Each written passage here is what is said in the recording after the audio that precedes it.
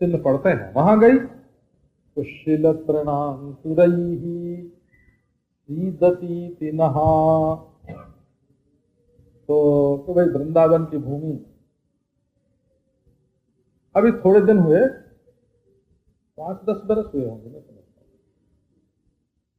कुछ लोग गिरिराज की परिक्रमा कर रहे थे तो उनको कुछ पत्थर मिले।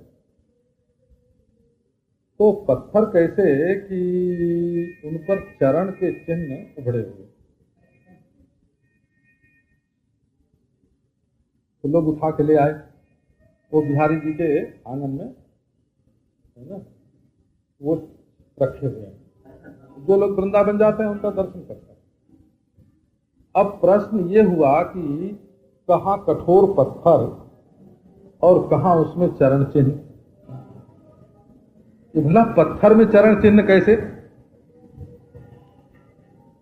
तो बात ये होती कि जब श्याम सुंदर अपने चरणारविंद रखते हैं ना, तो पृथ्वी जो है वो पत्थर को भी मक्खन से ज्यादा कोमल बना करके उनके पांव के नीचे रख देते हैं कि उनके चरणों में गड़े नहीं। अच्छा देखो, भगवान के चरणारविंद के स्पर्श से पृथ्वी कोमल हो जाती है। ये बात आजकल 20वीं शताब्दी में, नारायण कहो, कोई विश्वास करे कोई न करे। हमने एक भक्त ऐसा देखा हो, अब बात तो चमत्कार की है और अपन चमत्कार की बात जरा कम करते हैं, क्योंकि चमत्कार में जो है ना लौकिक दृष्टि हो जाती। लोग चमत्कार से फायदा उठाने की कोशिश करते हैं तो सकाम भावना हो जाती है कि ये बड़ा सिद्ध है, तो है ना, इससे कुछ फायदा उठाओ। तो मैंने एक ऐसा भक्त देखा, एक दिन वो स्नान करने के लिए बैठे,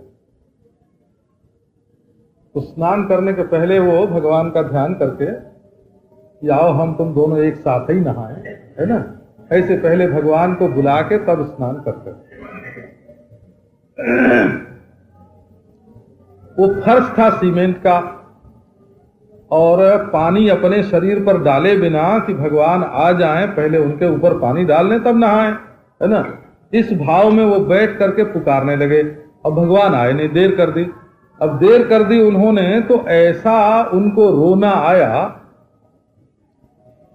नारायण कहो, वो सीमेंट जो है ना उस पर जहां उनका पांव रखा हुआ था धंस गया हो, नारायण कहो। फिर बाद में ध्यान आया, स्नान किया, उठे तो देखा वहां बिल्कुल उनके पांव का चिन्ह हो गया। तो उन्होंने कोशिश की कि इसको मिटा दें, पत्थर से रगड़ा उसको,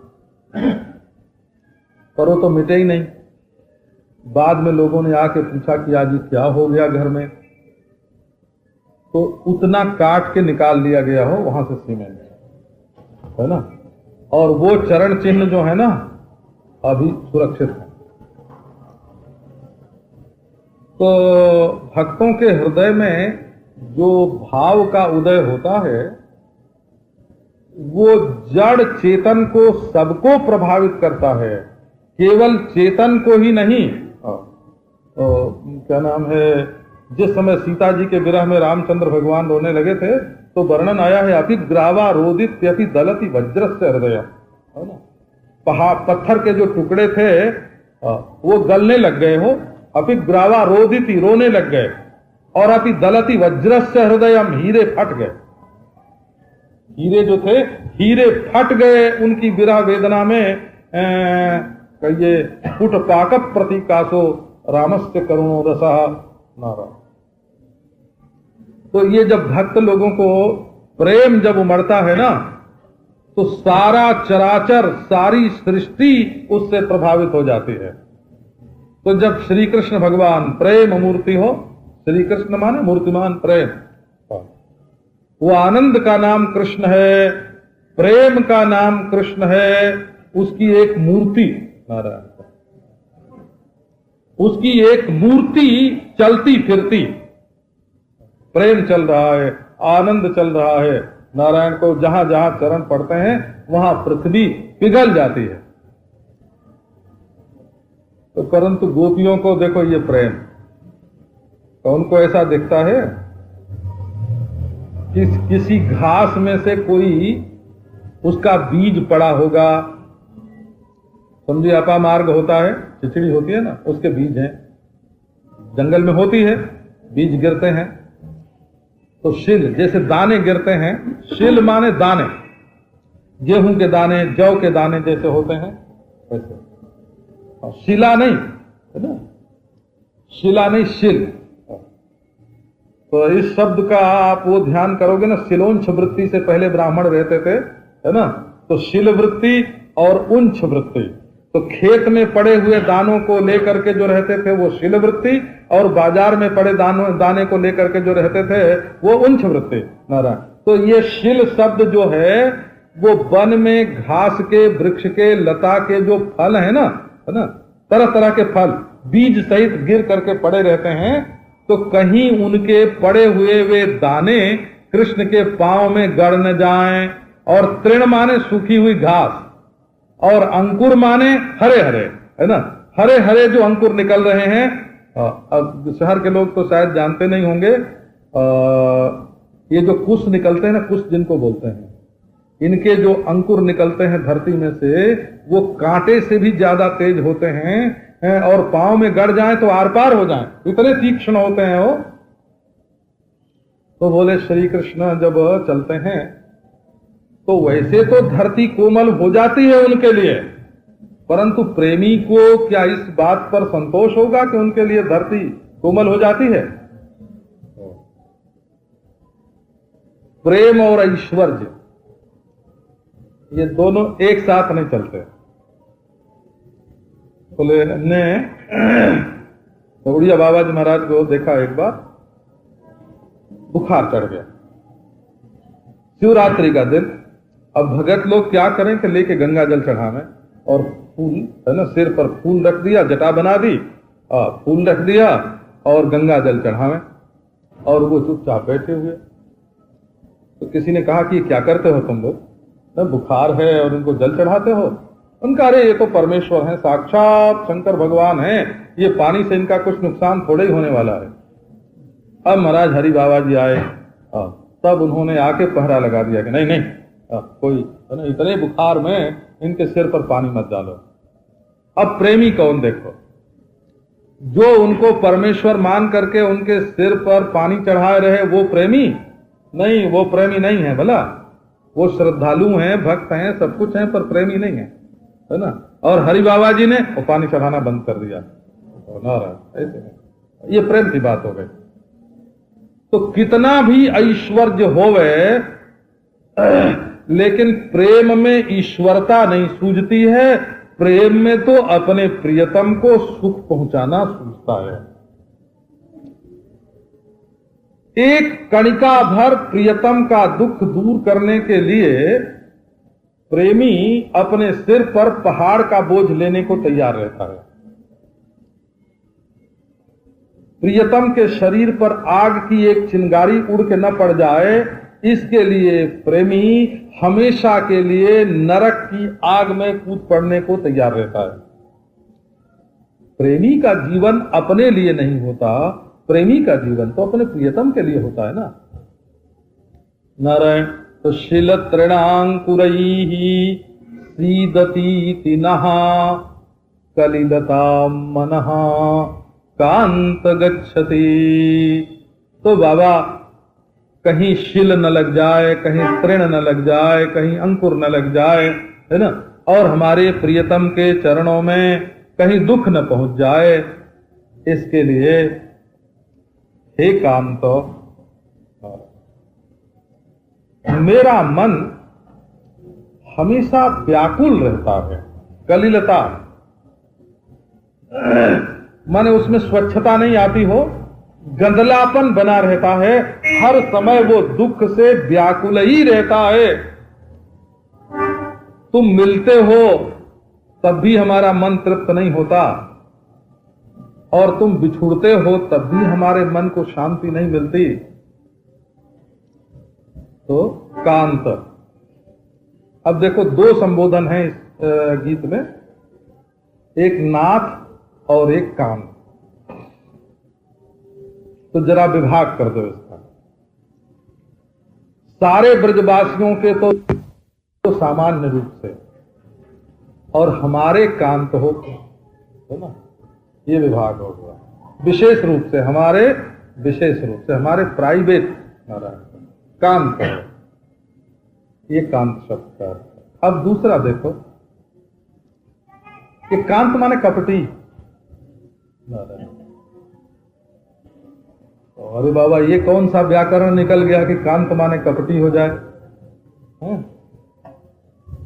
तो वो पहले श्लोक में जो संबोधन है ना, कुहक नो मनः शोभयन्ति ही, अरे वो कुहक,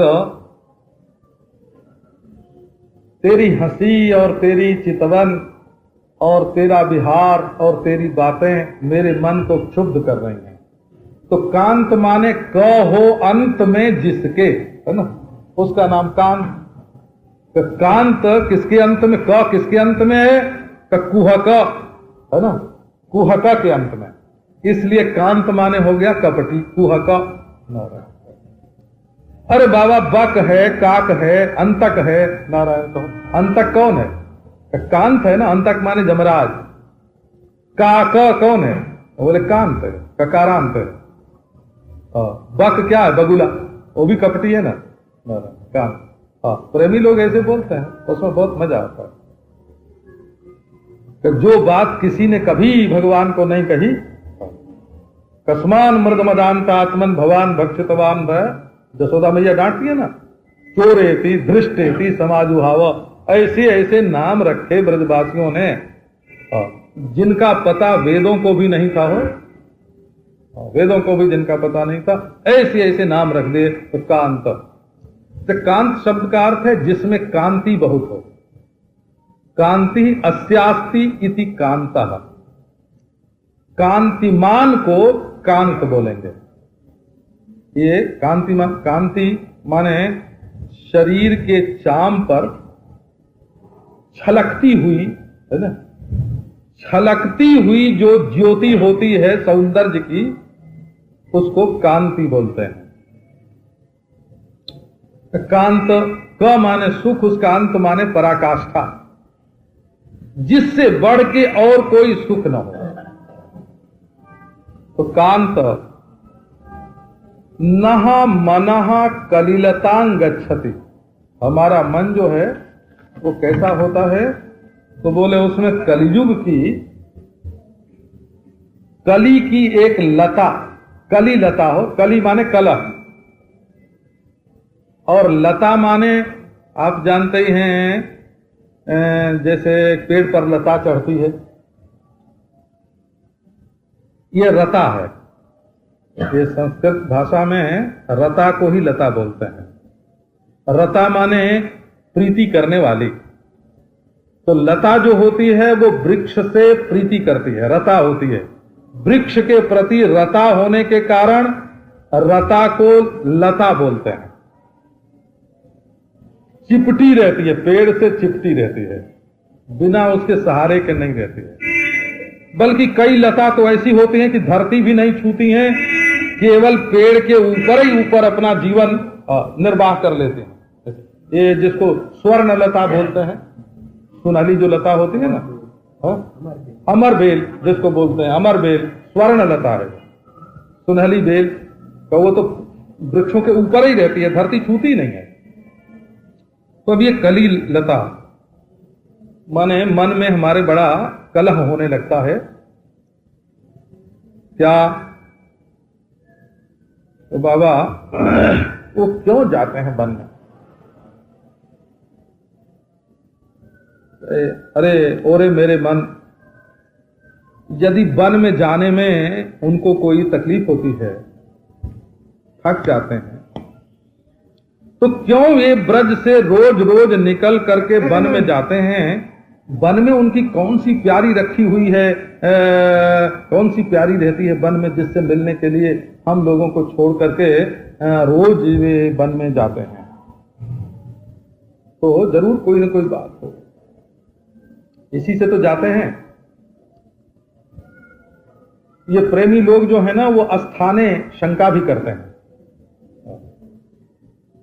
का होगी कोई न कोई बात वन में जरूर होगी बाबा, किसी न किसी से मिलने के लिए जाते होंगे। मन ने कहा कि अरे ग्वालिन, बिल्कुल बेबुद्धि है, निर्बुद्धि है तू, गोपालिका।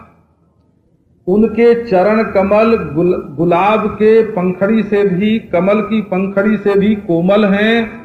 और जब ये वन में जाते हैं तो वहां शिल भी है, तृण भी है, अंकुर भी है, तो उनको पीड़ा तो पहुंचती होगी।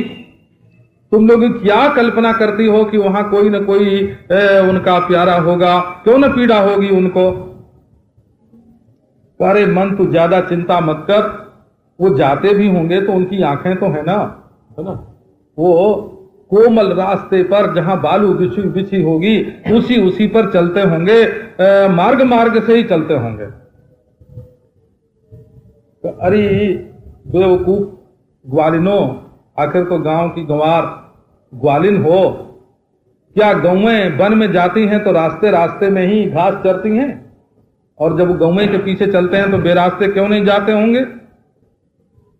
कारे प्रेमांध मन, उनकी आंखें तो है ना, वो काहे को कांटे पर अपना पांव रखेंगे? अरे गोपियों, तुम्हारे अंदर प्रेम की बिल्कुल गंध नहीं है।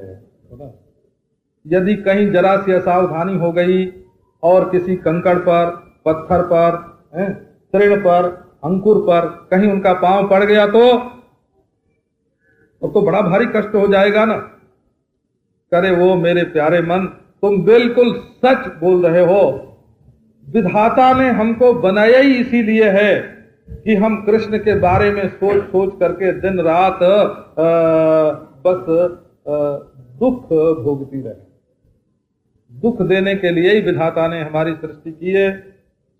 और वे भी ऐसे हैं कि जिससे हमको सुख मिले ऐसा काम करना तो उनको पसंद ही नहीं, जिससे हमको दुख मिले ऐसे ही काम करना उनको पसंद है, इसीलिए तो जाते हैं ना। तो चलसि यद ब्रजात चारयन पशून नलिन सुंदरम नाथ ते पदम शिलतृणांकुरैः सीदतीति नः कलिलता मनः कांत गच्छति। तो प्यारे, इतने मनोहर हो तुम। कचा गोपियों, तुम हमारी फिक्र छोड़ो, तुम पहले अपने हृदय में जो पीड़ा हो रही है उसको मिटाओ। हमारे आंखें भी ठीक हैं, हमारी बुद्धि भी ठीक है, हम अपनी मौज से काम करते हैं, है ना। वन में, है ना, बढ़िया बढ़िया लता देखते हैं, वृक्ष देखते हैं, हरियाली देखते हैं, हरिन के साथ छलांग भरते हैं, जमुना जी में विहार करते हैं। कब तुम क्यों व्याकुल हो रही हो, दुखी हो रही हो? तो श्री कृष्ण तुम कहते तो ठीक हो, परंतु प्यारे माने तुमने हमारा मन हरण कर लिया है। परम मनोहर, तुम्हारे लाख समझाने पर भी हमारा मन तुमको छोड़ करके रहता ही नहीं है। तो ऐसी ये प्रेम करने वाली गोपियों को छोड़ करके तुम रात्रि के समय वन में चले गए हो नारायण। तो दैत दृश्यताम दीक्षुतावकाः त्वयि धृतासवस्त्वाम विचिन्वते। तुम्हारे लिए हम व्याकुल हैं। अब ये कहो कि अच्छा फिर आते हैं, जाते हैं तो आते भी तो है ना। श्री कृष्ण ने कहा कि अरे गोपियों, जैसे हम सवेरे जाते हैं, दिन भर गाय चराते हैं, तो शाम को लौट जाते हैं ना। तो जब लौट के आते हैं तब तुमको बहुत आनंद होता होगा। तो गोपियां कहती हैं कि नहीं, जब तुम लौट के आते हो तब भी हमको आनंद नहीं होता है। अरे भाई, अपना प्रिय जब जाता है तब दुख होता है, और जब लौट के आता है तो सुख होता है। संसार की यही मर्यादा है, यही नियम है।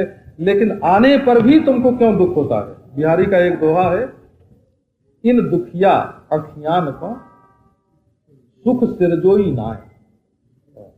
हमारी इन दुखिया आंखों के लिए विधाता ने सुख की सृष्टि ही नहीं की है। देखत बने न देखते, अब बिन देखे पछताएं, बिन देखे अकुलाएं। जब सामने होते हैं तब तो देखते नहीं बनता, और जब चले जाते हैं तब व्याकुल होते हैं। तो तुम आते तो रोज हो, परंतु आ करके हमको क्या देते हो? कौन सा वन में से लौट करके आते हो तो हमारे लिए लड्डू लेते आते हो, क्या गोपियां खा करके तृप्त हो जाएंगे? अरे आके हमारे मन में एक आग ही तो जलाते हो। दिन परीक्षये नीलकुंतलैर वनरुहाननम बिभ्रदावृतम घनरजस्वलम दर्शयन् मुहुर मनसि न स्मरम वीर यच्छसि स्मरम यच्छसि। लौट के आते हो तो हमारे दिल में आग लगाते हो। कौन सा आके सुख शांति है ना?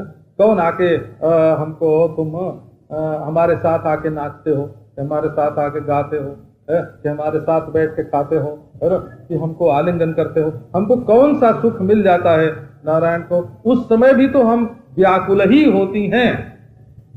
अब इस श्लोक में श्रीमद् भागवत के पहले जो तम गोरजस छुरित कुंतल बद्ध बरह वन्य प्रसून रुचिरे क्षण चारु हासम, सायंकाल लौटने का जो वर्णन है, लटकी लटकी मनमोहन आवनी, झूमी झूमी पग धरत भूमि पर गति मातंग लजावनी। लटकी लटकी मनमोहन आवनी, क्या चलते हैं महाराज। तो कहते हैं नव घन पर मानो झीन बदरिया, शोभा रस बरसावनी।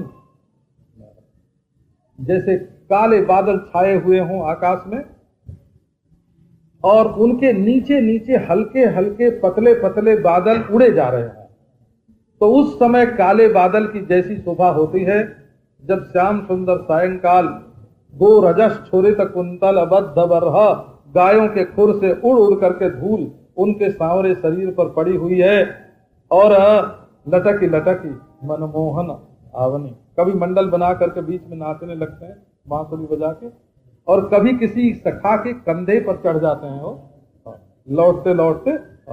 वो श्याम सुंदर पीतांबरधारी मुरली मनोहर जब सायंकाल लौटते हैं और सूरज की लाल लाल किरणें जब उनके शरीर पर पड़ती हैं, जब मुकुट चमकता है, जब पीतांबर का रंग बदल जाता है, मुकुट का रंग बदल जाता है, उनकी जो श्यामता है ना, श्यामता है वो जब राग से लालिमा से मिश्रित हो जाती है सूरज की, तो उस समय जो शोभा होती है, क्या हमको शांति मिलती है? तुम शांति देने के लिए तो आए ही नहीं। दिन परीक्षये नीलकुंतलैः। अच्छा, वो बात मैं भूल गया नारायण को। चलसी यद ब्रजात, उसका जो सीधा अर्थ है ना, आध्यात्मिक भी है, थोड़ा थोड़ा आधिदैविक भी है। तो अब कल फिर उसको लेके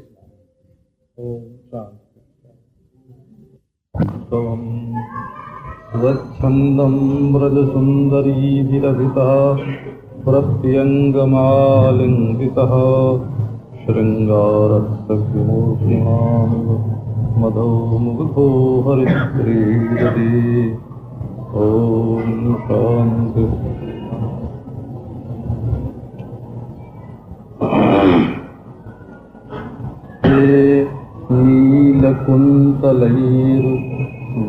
नीलकुंतलैर्वनरुहाननं बिभ्रदावृतं घनरजस्वलं दर्शयन् मुहुर्मनसि न स्मरं वीरयच्छसि। प्रणतकामदं पद्मजार्चितं धरणिमण्डनं हेमापदी चरणपङ्कजं शन्तमं च ते रमणनस्तनेश्वर्पयादियम् सुरतवर्धनम् शोकनाशनम् स्वरितवेणुना सुष्टुचुम्बितम् इतररागविस्मारणम् नृणाम् वितरवीरनास्ते धरामृतम् ॐ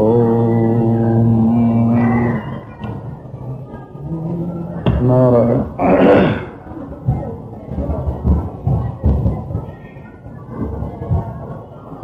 नारायण नारायण नारायण।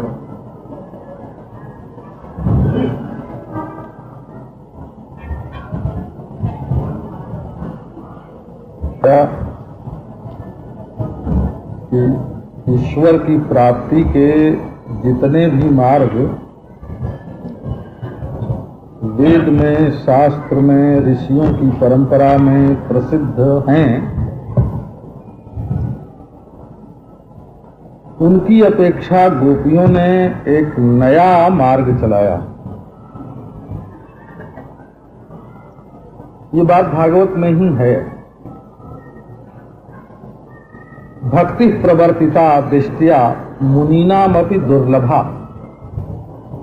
मुनि लोग तो वेद के शास्त्र के विद्वान होते हैं, संप्रदाय के विद्वान होते हैं और बड़े मननशील होते हैं। जो संप्रदाय सृष्टि में न होए तो वो विचार करके देख लेंगे कि ऐसा एक नया संप्रदाय और चल सकता है कि नहीं। परंतु ऐसे जो महामुनीन्द्र अमलात्मा परमहंस हैं, वे भी नहीं सोच सकते थे कि भगवान के साथ ऐसा प्यारा प्यारा मीठा मीठा संबंध जोड़ा जा सकता है।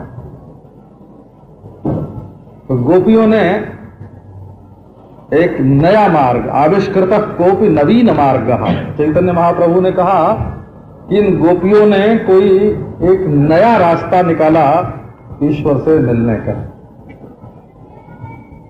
जिसमें आंख से ईश्वर मिले, जिसमें नाक से ईश्वर मिले, जिसमें चाम से ईश्वर मिले, और जिसमें कान से ईश्वर मिले, जिसमें हाथ से ईश्वर मिले, जिसमें पांव से ईश्वर मिले। ईश्वर मिले तो खाली बुद्धि से मिले कि खाली मन से मिले, है ना, ये काफी नहीं है। ईश्वर मिले तो ऐसा मिले कि सर्वांग से मिले और उससे मिल के एक मेक हो जाए। अगर कुछ बाकी ही रह गया तो वो विफल गया ना, व्यर्थ गया ना। तो गोपियों ने ईश्वर की प्राप्ति का मार्ग ऐसा निकाला। तो उनका जो मार्ग है उसमें एक अष्टजाम सेवा होती है। अष्टजाम सेवा होती है कि लाल जी अभी प्रातः काल सोए हुए हैं, तो अब चल के उनको जगाओ, है ना, तो उनका मुंह धुलाओ, तो उनको मुखारी कराओ, दातुन कराओ, ये सब है इसमें, है ना। फिर बोले कि अब कलेऊ कर रहे हैं, आप ग्वाल बालों के साथ खेल रहे हैं, अब गोचारण के लिए जा रहे हैं, अब गोपियों से दान ले रहे हैं, है ना, अब दोपहरी में जल क्रीड़ा कर रहे हैं, दोपहर में विश्राम कर रहे हैं, सायंकाल गोचारण करके लौट रहे हैं, गोपियों को देख रहे हैं, है ना। ये सब रात को कैसे खाते हैं, कैसे शयन करते हैं, इसको अष्टजाम सेवा करते हैं, कहते हैं। क्योंकि प्रेम वैसे तो दिल में होता है, लेकिन वो सेवा के रूप में प्रकट होता है।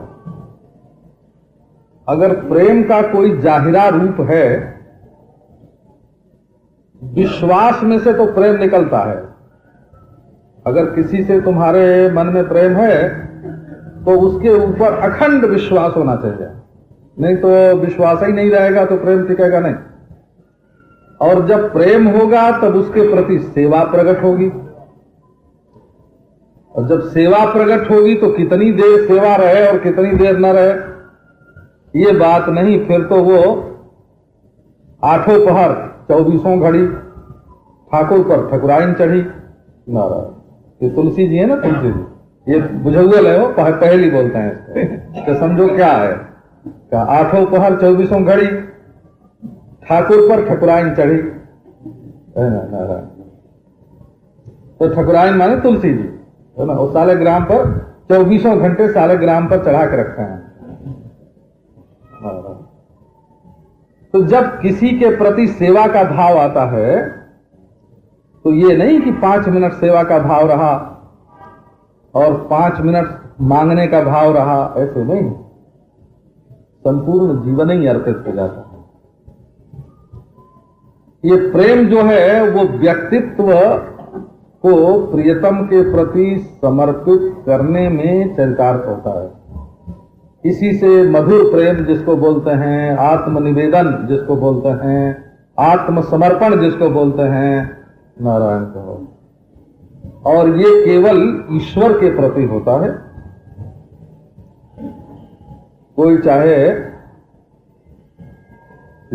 नारायण ऐसे बर को के बरूं जो जन्मे और मर जाए, बर बरिए गोपाल जू मारो चुड़लो अमर हो जाए। ऐसे बर को के बरूं जो जन्मे और मर जाए।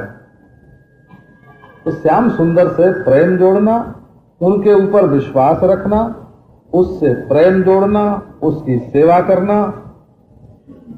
और सेवा में तो केवल वस्तु और कर्म का अर्पण होता है बोला, और जिसको समर्पण कहते हैं, जिसको निवेदन कहते हैं, जिसको मधुर भाव कहते हैं, उसमें तो अपने आप का समर्पण होता है।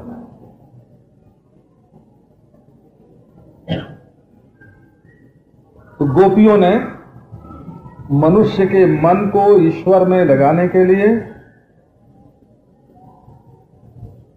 ये नया मार्ग निकाला।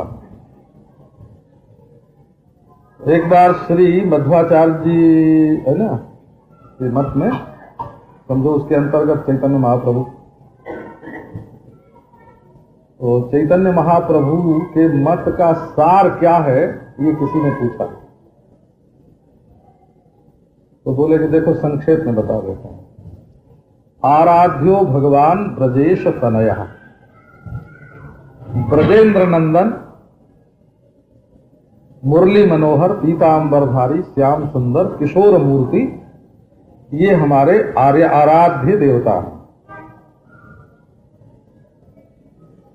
बोले भाई कृष्ण तो कई हैं, कोई मथुरा में रहते हैं, कोई नंदगांव में रहते हैं, कोई द्वारका में रहते हैं, कोई गोलोक में रहते हैं, कौन से? बोले नहीं, तद्धाम वृंदावनम, जिनका धाम वृंदावन है।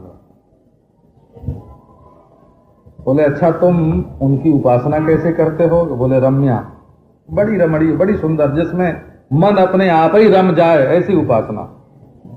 बोले अरे नाम तो लो। नहीं नहीं, काचिद उपासना, वो नाम लेके बताने लायक नहीं है। हम ऐसी पूजा करते हैं भगवान की कि वो भरी सभा में बताने लायक नहीं है, वो बड़ी गुप्त है।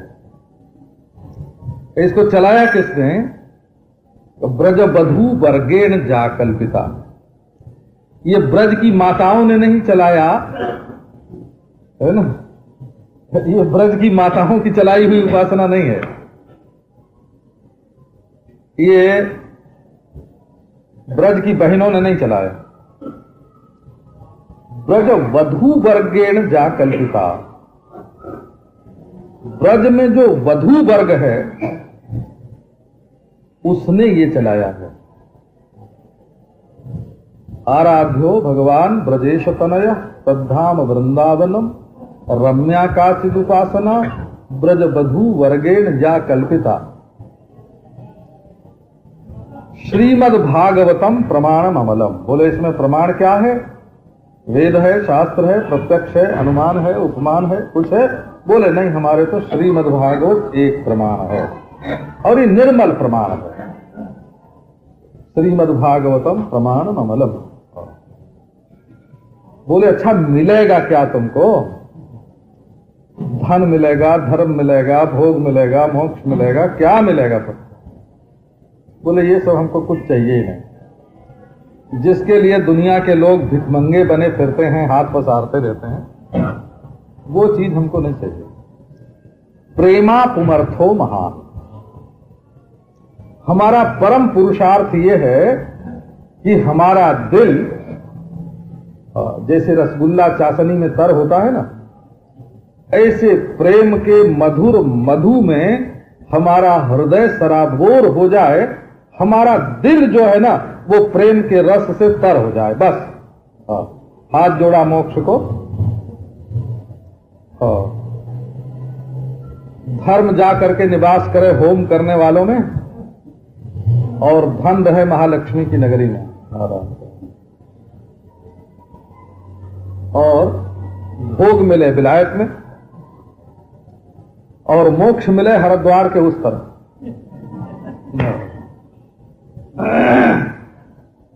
हमको तो चाहिए श्री कृष्ण का प्रेम, यही हमारा परम पुरुषार्थ है। इसी में हम कृतकृत्य हैं, कृतार्थ हैं। श्री चैतन्य महाप्रभुर मतमिदम, बस इतना ही महाप्रभु का मत है। तत्रादरो न परः तत्राग्रहो नो महान। इसमें हमारा महान आग्रह। वृंदावन के प्रेमी लोग कैसे करते हैं?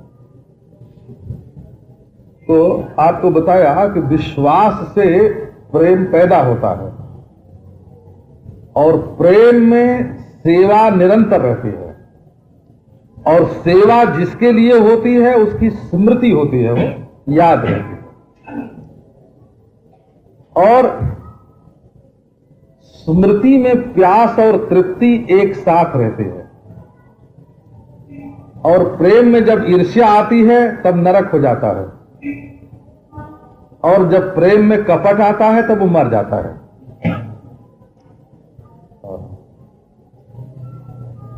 प्रेम में जब ईर्ष्या आती है तब प्रेम नरक हो जाता है,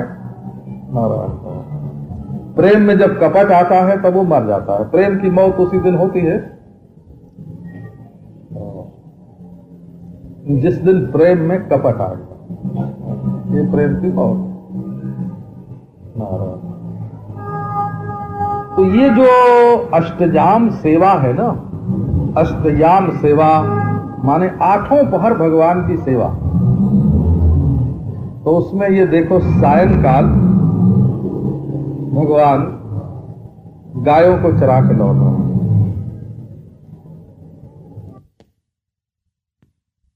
गोपियों का जो मार्ग है प्रेम का, उसमें सायंकाल एक विशेष समय है। वो गोधूलि धूसरित कोमल गोपवेशम गोपाल बालक शतैरनुगम्यमानम सायंतने निज गृहं पशुबंधनार्थम गच्छन्तमच्युत शिशुं प्रणतोस्मि नित्यम। गोधूलि धूसरित कोमल गोपवेशम, ये कोई नारायण का वेश नहीं है, न इसमें हीरा है न मोती है ना। जंगली फूल की माला और घुंघची, वो दाने होते हैं ना, छोटे छोटे घुंघची के दाने, किसी के मुंह पर लाल किसी के मुंह पर काला, है ना। उसकी माला पहनते हैं, मोर की पांख लगाते हैं, और जंगल के जो तरह तरह के पत्ते हैं ना उनका आभूषण बनाते हैं, और गेरू और खड़िया जगह जगह शरीर में पोत लेते हैं, और धोती जो है ना वो घुटने से नीचे नहीं जाती हो, गोपवेशम, घुटने के ऊपर ही। गाय चरा के आ रहे हैं, है ना, कोई नारायण कहो, घुटने के ऊपर धोती, वीर वेश, और धूल पड़ी हुई है शरीर पर। तो भगवान का जो वो है ना, जो त्वचा है बड़ी कोमल है, जैसे वर्षा का पानी भरा हुआ हो ऐसा मेघ, कहते हैं दूर से जब गौएं देखती हैं ना, तो कभी कभी उनको मालूम पड़ता है कि जमुना जी का एक हिस्सा हमारी ओर चला आ रहा है, चलो पानी पी लें। तो गौएं पानी पीने के लिए दौड़ते हैं। मोर देखते हैं तो उनके मन में आता है कि बादल का एक टुकड़ा हमारी तरफ आ रहा है, ये बिजली की तरफ पीतांबर चमक रहा है और गर्जना की तरफ मंद मंद ध्वनि हो रही है, रुंझुन रुंझुन पांव में हो रहा है, ये तो कोई बादल का टुकड़ा आ रहा है। तो नाचने लगते हैं।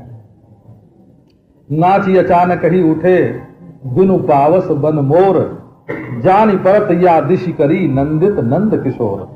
मालूम पड़ता है इधर आ रहे हैं, आ रहे हैं। इतना प्यारा प्यारा गो रजस छुरित कुंतल, बालों पर भी गाय के खुर से उड़ उड़ करके धूल पड़ी हुई है। बद्ध बरह मोर पिच्छ का मुकुट बांध लिया है। माने ब्रज से बाहर का कोई आभूषण नहीं है वो। जितने आभूषण हैं, वस्त्र हैं, वो सब ब्रज के ही हैं।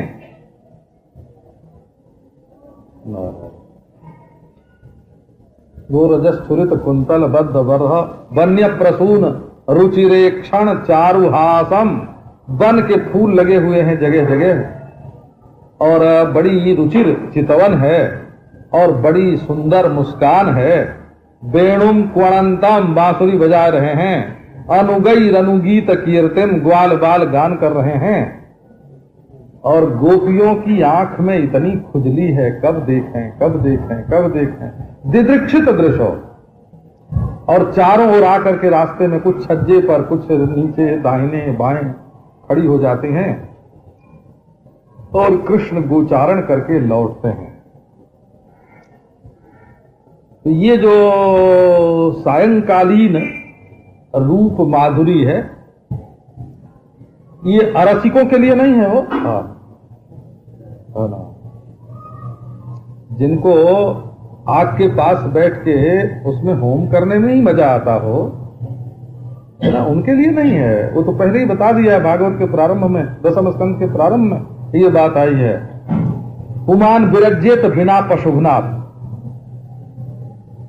जो अपने को सताने वाले लोग हैं, खुदकुशी करने वाले लोग हैं, अपने मन को मार मार करके और अपने तन को मार मार करके और आग में घी बूरा डाल डाल के और पशुवध तक कर करके जो स्वर्ग पाने के लिए व्याकुल हैं, उन लोगों के लिए ये नहीं है। अरसिकेषु कवित्व निवेदनम शिरसि मालिक मालिक मालिक। कहे ब्रह्मा जी हमारे पाप तो बहुत से होंगे। एक ने प्रार्थना की ब्रह्मा जी से, तो इतर पाप फलानी यथेच्छया भीतर तानि सहे चतुरानन। हे चतुरानन, हे ब्रह्मा जी आप बड़े चतुर हैं और आपके दिमाग भी चार चार हैं। आप हमारे पापों के जो दूसरे फल हैं, पापों के जो फल हैं उनको आप जैसे चाहो वैसे हमको दो, हम सहने को तैयार हैं। लेकिन अरसिकेषु कवित्व निवेदनम, है ना, कोई रूखे दिल का आदमी हमारी कथा सुनने के लिए न बैठ जाए, है ना। अरसिकेषु कवित्व निवेदनम, जो रूखे सूखे दिल वाले हैं, जो भोग के भूखे हैं, नारायण बोले उनके सामने इस कवित्व का निवेदन न करना पड़े। हमारे सिर में, हमारे भाग्य में ये मत करना कि किसी रूखे सूखे आदमी को ये सुनाना पड़े। अरसिकेषु कवित्व निवेदनम शिरसि मालिक मालिक मालिक। तो बाबा ये वस्तु तो रसिकों की, तो दिन परीक्षा है, सायंकालीन सायंकाल है। और जब सूर्यास्त होने लगता है ना, तो एक अनुराग की लाली, प्रेम की लाली छा जाती है दुनिया में। हमने देखा है जिनका चेहरा दिन में काला लगता है ना, उनके चेहरे पर भी इस सायंकाल थोड़ी थोड़ी लाली दिखती है। एक अनुराग की छटा है ना, ये सूर्यास्त का जो समय है, ये अनुराग की एक छटा सबके चेहरे पर बिखेर देता है। तो दिन परीक्षा है सायंकाल। अब वो देखो जो सीधे नहीं चलता हो, टेढ़े चलता है। ये प्रेम का स्वरूप है कि वो सीधे कभी नहीं चलता, वो कभी दाहिने कभी बाएं, कभी पीछे को घूम जाता है। ये श्री कृष्ण जब चलते हैं ना तो ग्वाल बाल गाते चलते हैं और ये बांसुरी बजाते चलते हैं। तो एक बार बाईं ओर जो गोपियां हैं रास्ते पर उनकी ओर देखते हैं, तो एक बार जो दाहिनी ओर है उनकी ओर देखते हैं, तो एक बार ऊपर छज्जे पर नजर जाती है, तो एक बार महाराज मंडलाकार नाचते हुए पीछे की ओर घूम जाते हैं, है ना। मंडलाकार घूम के पीछे की ओर ग्वाल बालों की ओर आ जाते हैं। प्रेम एकांगी नहीं होता हो, प्रेम चतुर्मुखी होता है। चारों तरफ उसकी दृष्टि होती है और चाल में सीधापन नहीं होता है, नृत्य होता है, बाकपन होता है। अहेरिव गति प्रेमणा स्वभाव कुटिला भवे। उसमें एक बड़े आदमी के घर में अतिथि हुए, तो उन्होंने पूछ लिया कि आपको क्या क्या चाहिए, है ना। तो सवेरे दूध चाहिए कि मट्ठा चाहिए कि कॉफी चाहिए कि चाय चाहिए, लिख गया। अच्छा दोपहर को क्या क्या साग चाहिए, है ना, लिख गया भाई, है ना। हाँ कौन सी दाल बनेगी, लिख गया। शाम को क्या भोजन करेंगे। अब वो नौकरों को ऐसा हुक्म हुआ महाराज कि अगर हम दोपहर को कभी चाहें भी कि साग बदल के, है ना, हाँ ये रसोईया दूसरा बना दे, तो बोले हमको तो हुक्म है बाबा, हम क्या करें, है ना। अब वो प्रेमी थे ना, हाँ तो प्रेम ऐसे नहीं चलता है हो कि वो बिल्कुल कानून से लिख दिया जाए कि रोज रोज यही साग बने। जिससे प्रेम होता है उसके लिए नया नया साग भी आता है ना। वो कानून के अनुसार, कानून के बंधन में प्रेम नहीं चलता है। यही प्रेम में बांकपन है, यही तिरछापन है। एक दिन जो चीज बहुत बढ़िया लग सकती है उसको दूसरे दिन बदलने की भी तो जरूरत हो सकती है ना। हाँ रोज खीरे खिलाओ तो तबीयत उब जाएगी, तो कभी कड़ी भी चाहिएगी। तो जो प्रेमी होगा ये ध्यान रखेगा कि रोज रोज खीर नहीं चाहिए, कभी कभी कढ़ी भी चाहिए, रोज अरहर की दाल नहीं चाहिए, कभी मूंग की दाल भी चाहिए। तो प्रेमी के दिमाग में तो ये बात आवेगी। और जो लोग महाराज कागज पर लिख करके अपने नौकरों को हुक्म दे देंगे कि ऐसा कर लो, है ना, तो उन राजा महाराजाओं के यहाँ ये बात कैसे